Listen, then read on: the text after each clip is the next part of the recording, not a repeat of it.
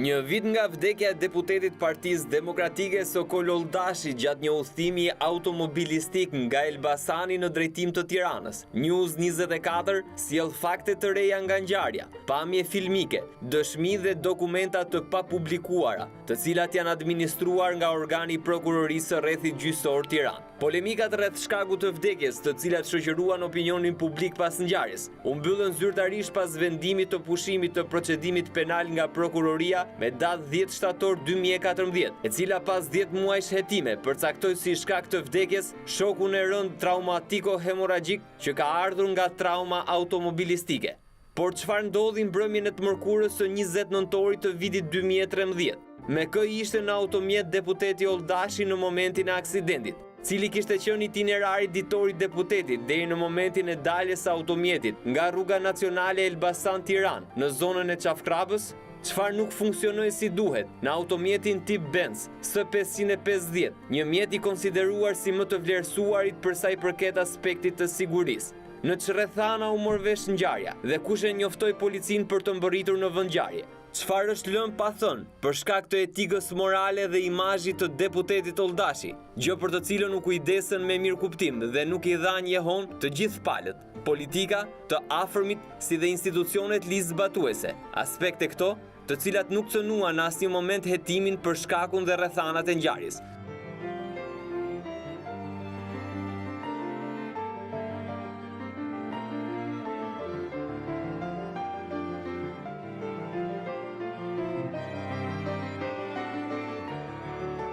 Të gjitha këtyre pyetjeve do përpiqemi t'i japim përgjigje në materialin e zgjeruar në 1 vjetorin e vdekjes tragjike të deputetit Oldashi, babai i 2 fëmijëve.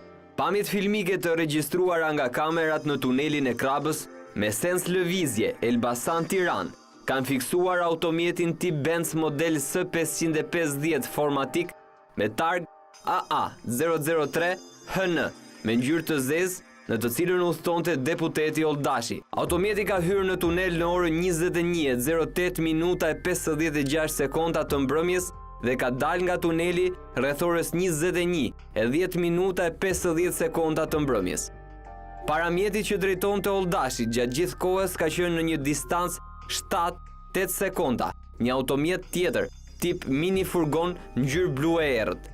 Sipas ekspertëve, në të gjithë dinamikën e lëvizjes së mjetit, dallohet qartësisht shpejtësia konstante e mjetit në të gjithë segmentin rrugor brenda tunelit. Por në dalje të tunelit, nga ajo që konstatohet, distanca mes 2 mjeteve ngushtohet në 3 sekonda. Në 2 kamerat e jashtme, vihet re shiu i dendur që binte mbrëmjen e 20 nëntorit në segmentin rrugor, Mushqeta, Tiranë. Sipas prokurorëve, mendohet se humbja e kontrollit dhe dalja e mjetit nga rruga ka ndodhur rreth orës 21:14 minuta ose 21:15 minuta. Nga 21 kamrat e sigurisë të tunelit të sekuestruara, e vetme që ka arritur të kap automjetin në pozicion ballor është kamera IFC TNL 001, por për shkak të dritave të automjetit, si dhe ertësisë së xhamave, nuk arrihet të dallohen detaje të dy sediljeve të para të automjetit. Sokol Oldashi po kthehej nga qyteti i Elbasanit, ku në dosjen e prokurorisë nuk përcaktohet se me kë persona dhe në cilin vend ndodhej para aksidentit, por që miqt dhe të afërmit janë në dieni. Sipas ekspertëve ka rezultuar se segmenti rrugor, tuneli i Elbasanit Lapidari Krabës, në kthesën pranë xhamisë së fshatit Mushqeta, rruga në këtë segment ka qenë asfaltuar në gjendje të rregullt, pa vizime horizontale me gjerësi 7 metra. Bankin në anën lindore me gjerësi 2 deri në 2.5 metra dhe nga ana perëndimore ka qenë kanali kullues i ujrave. Rruga në këtë pjesë ka pasur një pjertësi 2 deri në 5%. Planimetria e rrugës ka qenë një kthesë me tendencë majtas, sipas lëvizjes së mjetit me kënd 90 gradë. Sipas ekspertëve, kthesa nuk kishte gardh mbrojtës metali. Në lidhje me këtë ngjarje janë pyetur në cilësinë e personit që ka dieni shtetasit Hysni Lami, Eduard Çumani, Kadri Kullolli, të 3 punonjës policie, Igli Cara, deputet në Kuvendin e Shqipërisë, Bledar Begolli, shoferi i deputetit Sokol Oldashi, Murat Bala, mjek i urgjencës së Tiranës, Haki Sallufi dhe Lorenz Sallufi, banor të fshatit Mushqeta, të cilët kanë dhënë deklarime për rrethana të ngjarjes.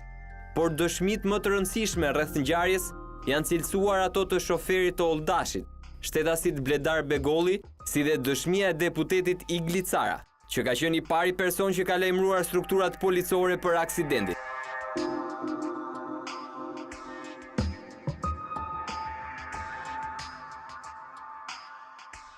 Në datë 20 nëntor 2013, unë kisha lënë më parë takime Sokolin që do të takoheshim në darkë në zyrën e tij, të ndodhur në adresën në rruga Ismail Qemali pranë radio-televizionit në katin e 3 të një pallati të ri. Unë kam vajtur atje dhe rreth orës 21 më ka telefonuar vetë Sokoli dhe më thotë të dilja të prisja deputetin Igli Cara. Më pas, duke zbritur poshtë për të vajtur tek Igli, më ka telefonuar përsëri Sokoli dhe më pyeti nëse erdhën çunat dhe unë i them po. Ai më thotë se për 10 minuta erdha, ndodhej pranë Kafe Kiu, që unë e di ku ndodhet. E kam sqaruar duke i thënë se Igli po ha diçka tek lokali dhe nga ana tjetër kam dëgjuar një si zhurmë dhe nuk po përgjigjej njeri. Unë kam vazhduar, alo, dhe me telefon në vesh pa e shkëputur telefonatën kam hyrë në lokal. Kam marrë Iglin për krahu, duke i thënë se hajde se duhet i ketë ndodhur diçka Sokolit se nuk flet në telefon. Igli ka marrë makinën e tij, tip vetur marka Mercedes-Benz me ngjyrë gri, me targa të reja numrat 009. I kam thënë për të nisur për në drejtim të Kafe Kiu. Ai nuk e dinte mirë rrugën dhe po e orientoja, ndërkohë telefonin e mbaja hapur. Nisur nga fakti që telefonin e kisha të zënë, i kam thënë Iglit të telefononte policin dhe të tregonte se për ku ishim nisur. Binte shi, si litar. Igli ka telefonuar policisë duke i thënë sqarime se ku po shkonim. Kemi kaluar lapidarin e Krabës. Igli po ecte normal dhe në krahun e majt kam parë dritat e një makine. I kam thënë Iglit të ndalonte makinën. Ai ka hapur krahun në krahun e majt të rrugës në një shesh. Dhe kur kam zbritur, kam vënë re një mjet në një rrugë të pashtruar, rreth 30 metra larg nga aty ku Igli parkoi makinën, dhe në distancë duke u afruar drejt tij, kam konstatuar se ishte mjeti i Sokolit, që ne përdornim. Kam parë edhe targën AA003HN. Kam vënë re se mjeti ishte i përmbysur me rrotat lart.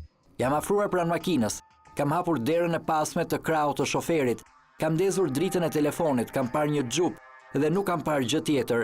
I kam thënë Iglit që ndodhej pas meje se ka mundësi që duhet ta ketë nxjerr makina dhe vet kam dalë nga pas makinës duke parë përreth. Kam parë që ka ardhur një automjet policie.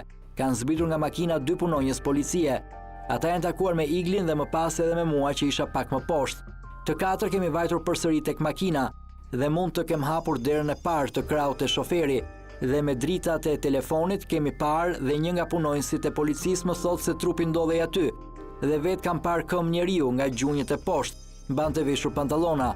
Më pas jemi munduar të shohim më në brendësi pa prekur gjë dhe kam dëgjuar një zhurmë si trokitje dhe vura re se ishte zhurmë boksi i kasetofonit që ishte i ndezur.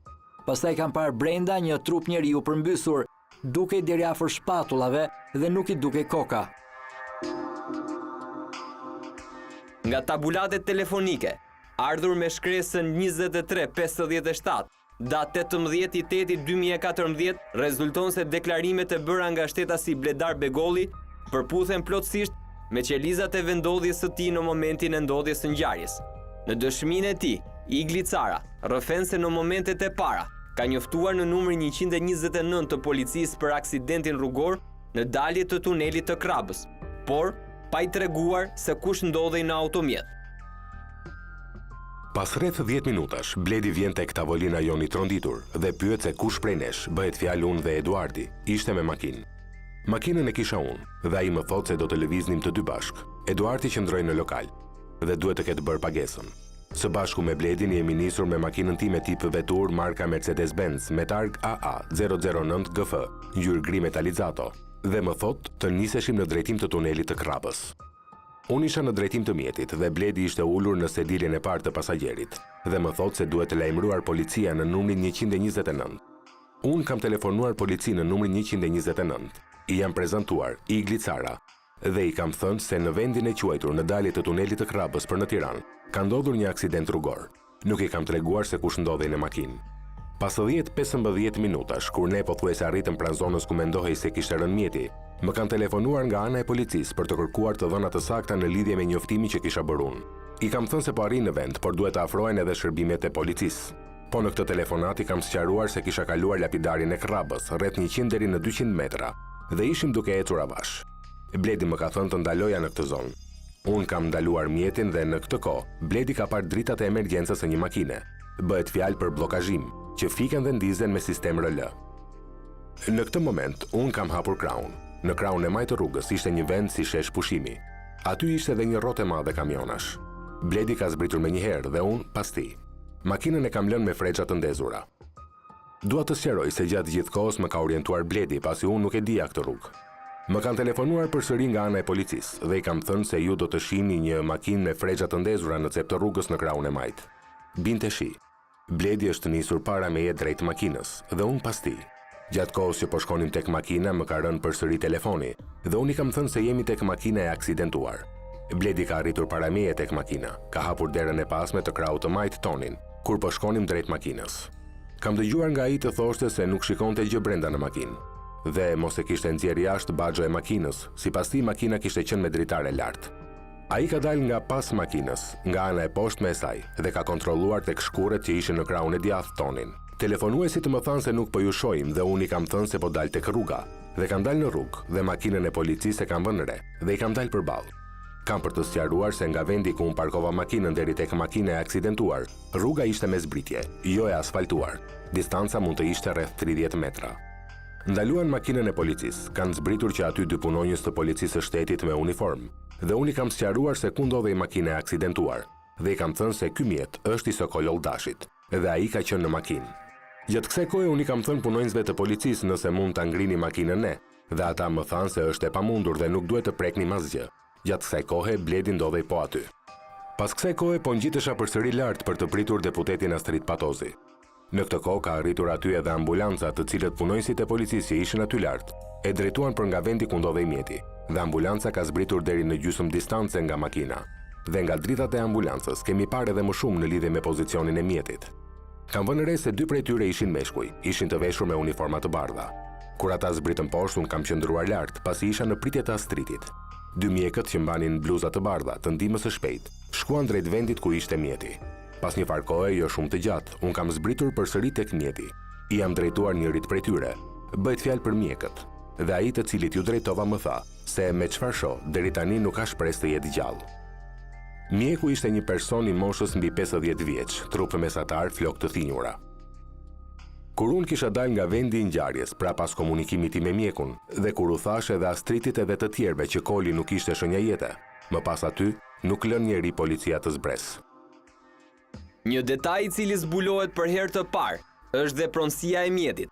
Sipas të dhënave në dosjen hetimore, rezulton se automjeti tip Benz me targ AA 003 HN me ngjyrë të zezë është në pronësi të shtetasit Kujtim Riza Sulaj, me origjinë nga Mamurasi dhe me banim në Tiranë. Ky shtetas mjetin ja kishte lënë në përdorim deputetit Sokol Oldashi.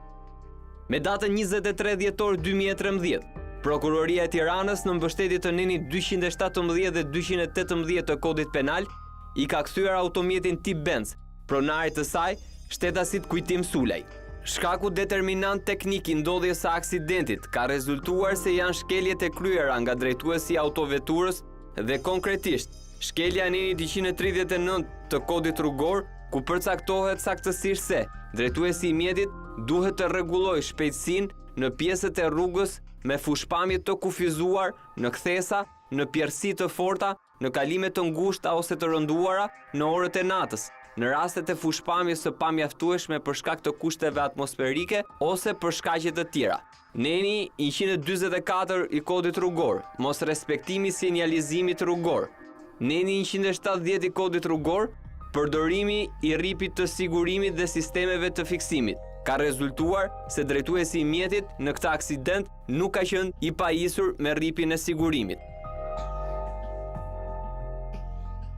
Në automjetin e Sokol Oldashit janë sekuestruar këto sende si provë materiale: kompjuter laptop HP me ngjyrë të zezë, mouse dhe karikues, pistolet Pietro Beretta me numër M48-693Z me ngjyrë gri me dorez plastike ngjyrë të zezë së bashku me klëf ngjyrë kafe me mbishkrimin Beretta.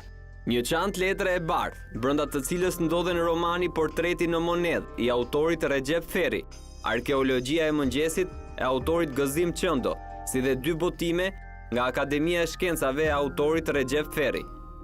Një pardesy me ngjyrë të zezë, një xhup me ngjyrë jeshile, një çelës dere, një zarf i bardhë, brenda të cilës ka të vendosura në mënyrë të çrregullt dekrete si dhe një kontratë me kompaninë Upcom. Një çakmak ngjyrë kuqe, 2 foto dhe një kartë vizit. Një zarf tjetër, letër me ngjyrë të bardhë, brenda të cilës ndodhen 5 paketa cigare. Një puro me mbishkrimin Monte Cristo, një parfum Areon, një aparat telefoni BlackBerry me bateri pak fundor. Mbajtëse plastike me mbishkrimin Insig, brenda të cilës ndodhen patent ndërkombëtare.